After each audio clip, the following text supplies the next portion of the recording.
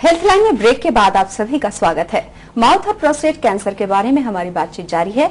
आपके सवालों का जवाब देने के लिए हमारी फोन लाइंस खुली हैं और इस वक्त हमारे स्टूडियो में आपके सवालों का जवाब देने के लिए हमारे साथ मौजूद हैं मैक्स हॉस्पिटल मोहाली से रेडिएशन ऑन्कोलॉजी डिपार्टमेंट के कंसल्टेंट डॉक्टर पंकज कुमार। अगर हमारा नंबर नहीं मिल पा रहा हो तो आप हमें ईमेल कर अपने सवाल भी पूछ सकते हैं। हमारा ईमेल आईडी है question@maxhealthcare.com। डॉक्टर पंकज, हम बात कर रहे हैं अभी ओरल कैंसर के बारे में। इसके लिए ट्रीटमेंट के क्या क्या ऑप्शन हैं? देखिए, ट्रीटमेंट डिपेंड करता है कि किस स्टेज में बीमारी पकड़ी जाती है। अगर तो अर्ली स्टेज में आता है तो उसके अंदर सर्जरी एक मेन ट्रीटमेंट होता है, उसके साथ साथ रेडियोथेरेपी भी एक मेन ट्रीटमेंट है। तो हमें पेशेंट को बताना पड़ता है कि सर्जरी का क्या साइड इफेक्ट्स हो सकते हैं, कितने प्रॉब्लम हो सकती है पेशेंट को और रेडिएशन से क्या फायदा हो सकता है।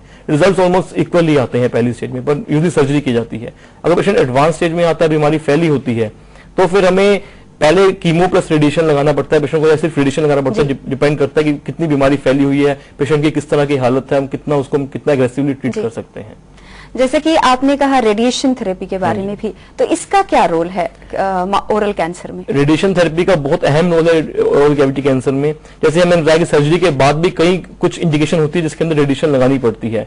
तो वो सर्जरी की जब होती है तो जो रिपोर्ट आती है उसकी पैथोलॉजी की, उसमें देख के हम बता सकते हैं कि इसको रेडिएशन, पेशेंट को रेडिएशन की रिक्वायरमेंट है कि नहीं है।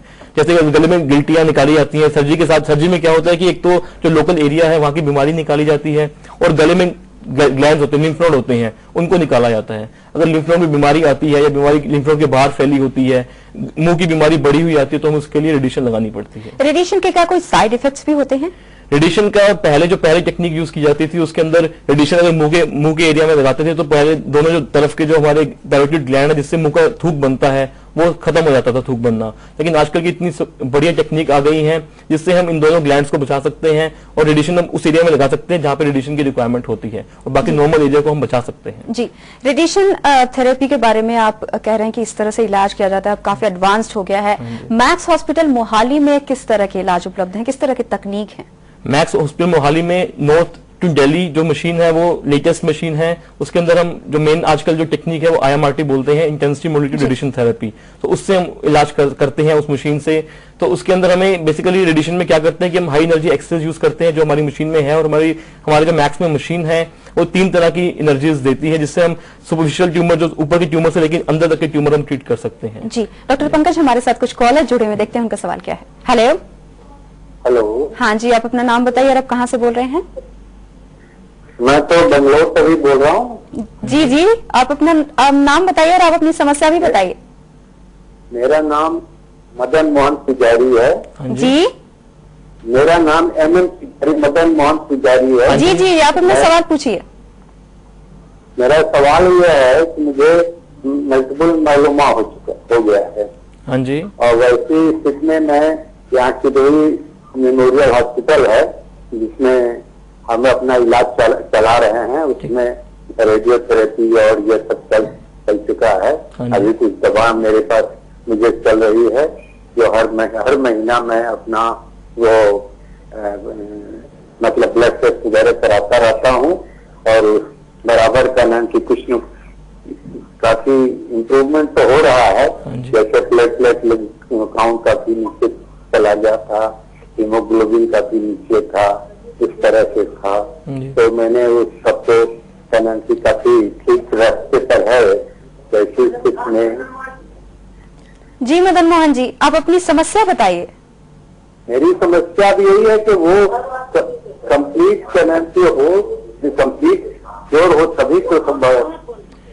देखिए, मल्टीपल माइलोमा जो बीमारी है वो खून के अंदर एक सेल्स होते हैं, उसकी बीमारी होती है जो हड्डियों के अंदर मेनली होती है। तो उसके अंदर आप बता रहे हैं कि रेडिएशन लग चुका है और इसका मेन इलाज कीमोथेरेपी से होता है जो आपका चल रहा है। इसके लिए बेहतर जो जवाब है वो मेडिकल ऑन्कोलॉजिस्ट, कीमोथेरेपी स्पेशलिस्ट दे सकते हैं। पर जो रेडिएशन हमारा जो रोल होता है माइलोमा में, अगर हड्डियों में कहीं दर्द हो रही होती है या कोई ऐसी हड्डी में जो प्रॉब्लम होती है जिससे फ्रैक्चर के चांसेस होते हैं, वहां पे रेडिएशन लगाते हैं। बाकी मेन इलाज इसका कीमोथेरेपी होता है और इससे बीमारी दबी रहती है। इसको क्योर करना मुश्किल होता है लेकिन कंट्रोल किया जाता है, इस बीमारी को दबा के रखा जाता है दवाइयों के साथ। जी मदन मोहन जी, आपका कॉल करने के लिए धन्यवाद। डॉक्टर, एक और कॉलर है, देखते हैं उनका सवाल क्या है। हेलो जी, हम विनोद बोल रहे हैं पटियाला से। जी विनोद जी, आप अपना सवाल पूछिए। जी, हम पूछना चाहते हैं कि हम गुटखा वगैरह तो उसका सेवन करते हैं। हाँ जी। तो हमको ये होता है कि आगे जाके क्या इस चीज से कैंसर का डर होता है? बिल्कुल होता है जी। मोर देन 90% जो केसेस हैं जो हमारे मुंह के कैंसर के, वो गुटखा खाने की वजह से ही होते हैं। जिस जगह पे गुटखा रखा जाता है वहां पे इरिटेशन होकर कैंसर हो जाता है, और वो गुटखे से जो तंबाकू होता है उसके अंदर उससे केमिकल्स निकलते हैं। 50 से 60 ऐसे केमिकल्स होते हैं जिनसे कैंसर होता है। तो इसका एक ही इलाज है कि आप गुटखा खाना बंद कर दीजिए। बंद करने के बाद भी कैंसर रिस्क हो जाता है, लेकिन रिस्क कम हो जाता है। इसलिए आपको आज से ही गुटखा खाना बंद कर देना चाहिए। जी, आपका कॉल करने के लिए धन्यवाद। डॉक्टर, रेडिएशन थेरेपी के बारे में आप कह रहे थे, तो मैक्स हॉस्पिटल मोहाली में अगर कोई पेशेंट आता है, उसको रेडिएशन थेरेपी की जरूरत पड़ती है, तो इसमें कितना खर्चा आता है? देखिए, जो आजकल की लेटेस्ट टेक्निक है जैसे IMRT है, उसका खर्चा तकरीबन लाख रुपए तक आता है। उसके अंदर हम पेशेंट रेडियोथेरेपी में हम क्या करते हैं, पहले हम पेशेंट का कास्ट बनाते हैं जिससे पेशेंट ड्यूरिंग रेडिएशन हिल ना पाए। आजकल की जो टेक्निक है बहुत सोफिस्टिकेटेड है, तो उसमें बिल्कुल हाईली कन्फर्मल रेडिएशन दिया जाता है, फोकस रेडिएशन दिया जाता है एक पॉइंट पर। तो उसमें हम पेशेंट को मूव ना करे इसलिए हम एक कास्ट बनाते हैं। उसमें CT स्कैन होता है, तो CT पे प्लानिंग की जाती है कि कहां पे रेडिएशन लगाना है और कौन सा एरिया बचाना है।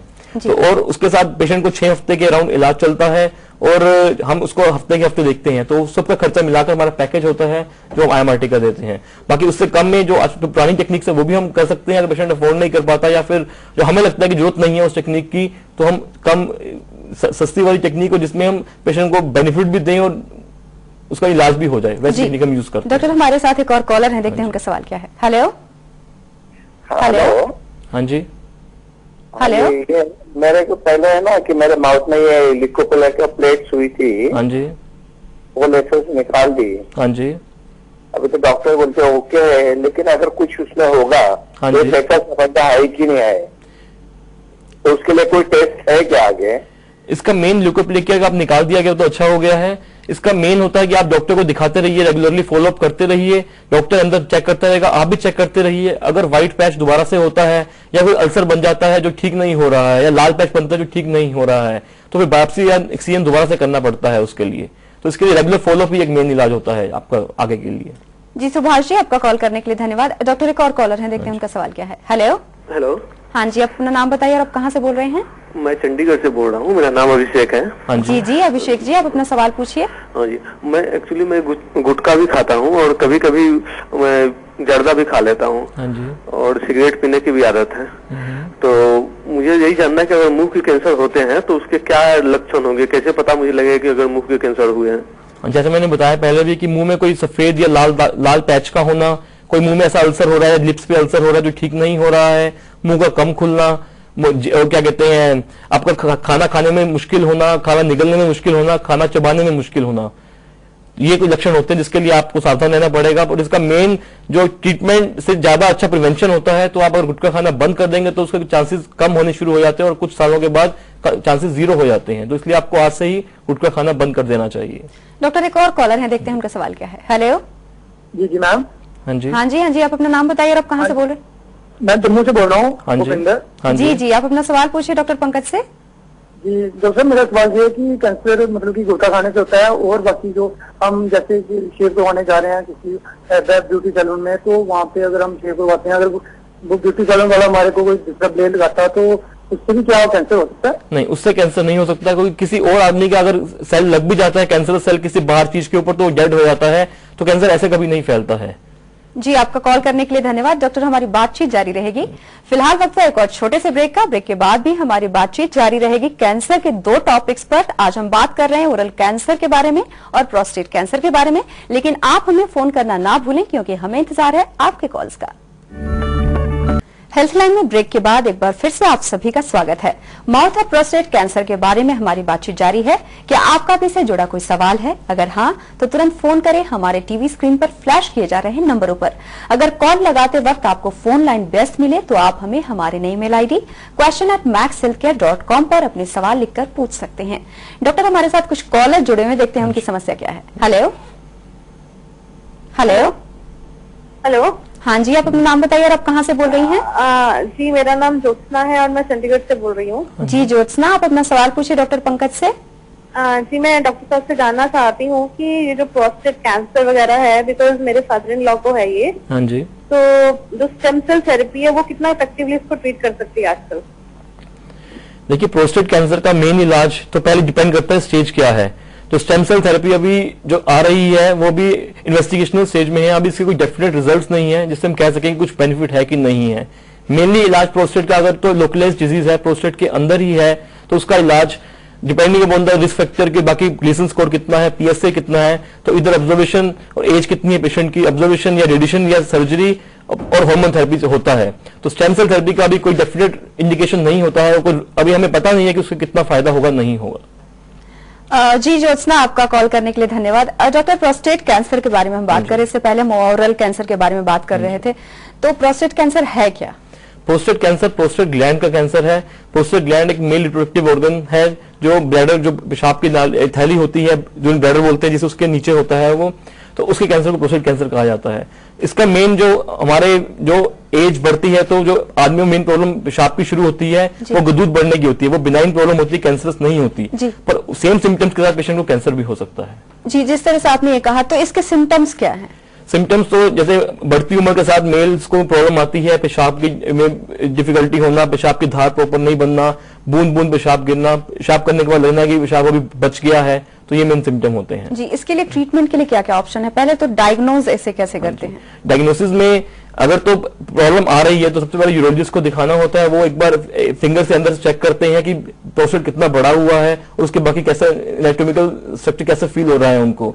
बाकी इसके लिए एक पीएसए टेस्ट होता है, जो अमेरिका में तो रिकमेंडेड है कि 50 साल के बाद हर साल करवाना चाहिए, पर हमारे देश में अभी स्क्रीनिंग रिकमेंडेशन नहीं है, लेकिन हम वो करवा सकते हैं बढ़ती उम्र के साथ और देखते हैं कि वो बढ़ रहा है कि नहीं बढ़ रहा। और अगर पीएसए बढ़ा हुआ आए तो फिर बायोप्सी ही एक होता है तरीके से पता लगा कि कैंसर है कि नहीं है। हमारे साथ कुछ कॉलर हैं, देखते हैं उनका सवाल क्या है। हेलो। हाँ जी मैडम।